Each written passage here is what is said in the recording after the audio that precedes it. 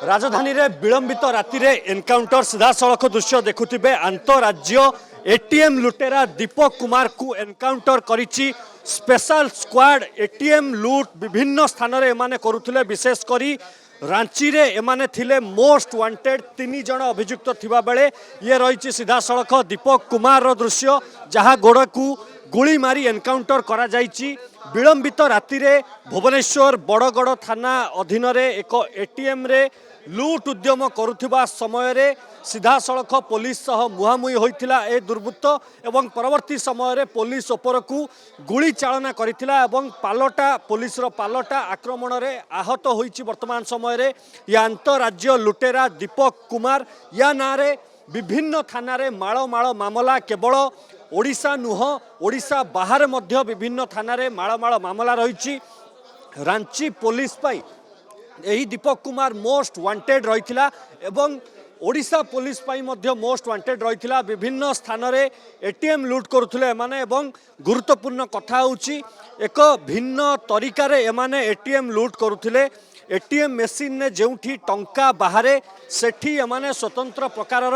अठार व्यवहार करुथिले एवं परवर्ती समय रे जेतेबेले जो लोक भी आसुथिले एटीएम को टंका उठाइबा पई सेमाने टंका उठाइबा समय रे से टंका जेतेबेले बाहरे सीधा सड़क एमाने लगेइथिबा अठारे से टंका अटकी जाइथाय एवं जो व्यक्ति जनक थांती से भाबंती जे एटीएम रु टंका बाहरिनी बोली बा बाहरुनी कोन पई भाबी सेमाने फेरी जाई थांती एवं परवर्ती समय रे एमानकर जो गैंग रहिछि एमाने सीधा सड़क घटनास्थल को जाती बा सही निर्दिष्ट एटीएम को जाती एवं जो टंका रही ताकू कौशल क्रमे एटीएम भितरु बाहर करी आनती एवं घटनास्थल फेरार हो जाती। जहाँ आम निकट में सूचना होती गतकाली पुरी रे मध्य एमाने समान ढंग से एटीएम लूट करिसंती एवं परवर्ती समय आज बड़गड़ थाना अंचल रे विशेषकर बाईपास अंचल रे एमाने एटीएम लूट्र उद्यम करुवा बेले सीधा सड़क स्पेशल स्क्वाड एमानंकु माड़ी बसिछि एवं पुलिस को जेतेबेले देखिचंती हड़बड़ई जाइचंती एवं परवर्ती समय रे दीपक कुमार निज पाखरे थिबा बंदूकरु सीधा सड़क